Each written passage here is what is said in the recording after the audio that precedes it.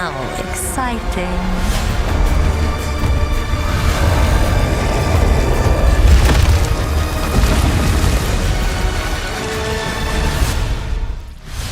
Hi, I'm Jonathan Rogers, Game Director on Path of Exile 2, and I'm here today to talk about the Witch. Most classes have access to some kind of minion, but if you want to control an army, the Witch is probably the class you want to pick. In PoE 2, most minions don't require summoning manually. This scepter gives me a couple of free warriors, but it's also going to give me another resource called Spirit, which you can spend on whatever minions you want.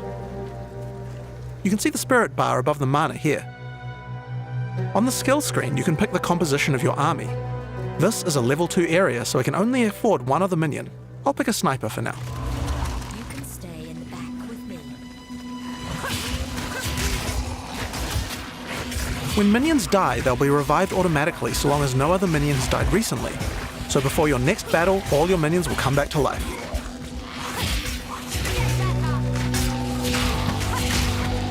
You can also order your minions around with a dedicated button. Tell them to move to a specific location, attack a specific enemy, or even open a chest or door for you. Open that. We also have temporary minions. This spell is called Unearth. If it kills a monster or if it hits the corpse of a monster, it creates these bone constructs. They can't take many hits and have a limited lifetime, but you can build up a real army with these. While my minions are attacking, I'm going to use some debuffs on the monsters too. The first one I'm going to use here is Contagion. If a monster dies with Contagion, it spreads to nearby enemies. Each time it spreads, the damage increases, so it's a good idea to try and keep the infection going. If any corpses are infected when you summon a minion from them, the minion will be infected as well. Each time they hit an enemy, they'll continue infecting them. It's nice to have an army of infected scorpions on your side.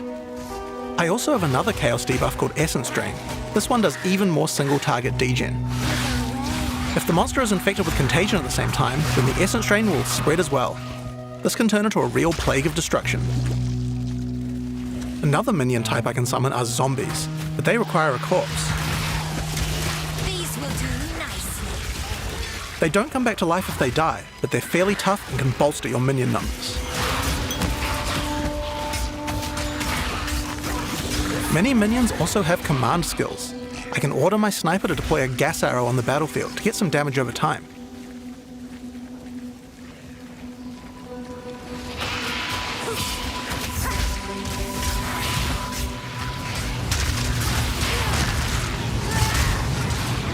Now I'm going to summon a skeletal arsonist. They can throw little fire grenades, but they also have a command skill that can detonate your own minions that are low on life.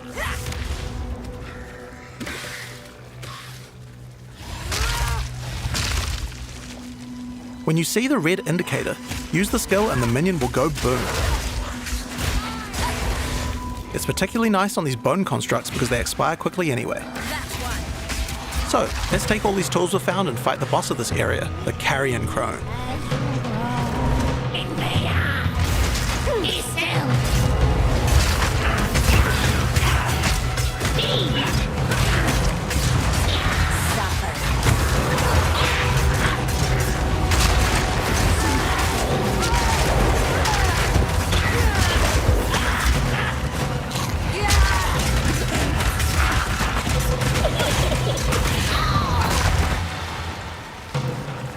So, that's how many minions you can get at level 2. But let's see what minion gameplay looks like at a higher level. This is a level 30 area. I want to try a different group of minions.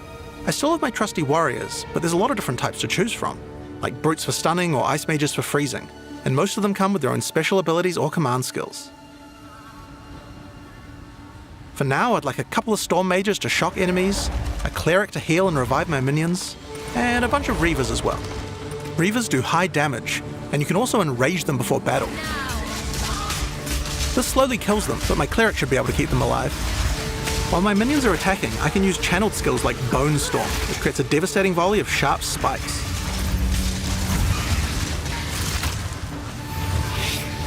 The Storm Mage has a useful ability if lots of your minions die. He can summon a lightning storm to strike the location of every dead skeleton in your army. Just like that. We also have a type of skill called Offerings. These let you impale one of your skeletons on a big spike of bone in order to buff all of your other minions. The one I've just used here is called Pain Offering. It makes all of my other minions faster and deal more damage. After the battle, we have some extra corpses. We don't want those to go to waste. Profane Ritual consumes a corpse to create a power charge, which can power up some of my other spells. If I use them to summon zombies, I can create super zombies, which are more powerful. You also don't need a corpse to summon them.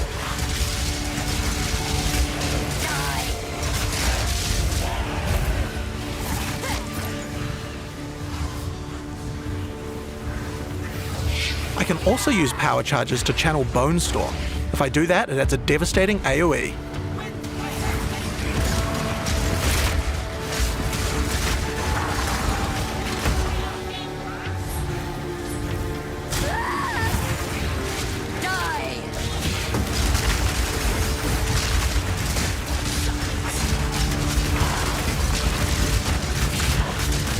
In PoE 2, even non-boss monsters can be pretty devastating, like this Faradin Impaler.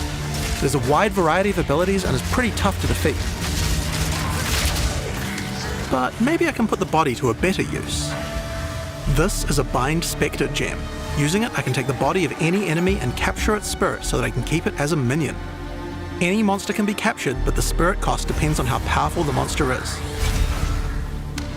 It takes a lot of spirit for such a powerful enemy, so I'll have to unsummon a lot of my other minions, but it certainly seems like it might be worth it. If the Spectre dies, just like any other minion, it will respawn after a short time.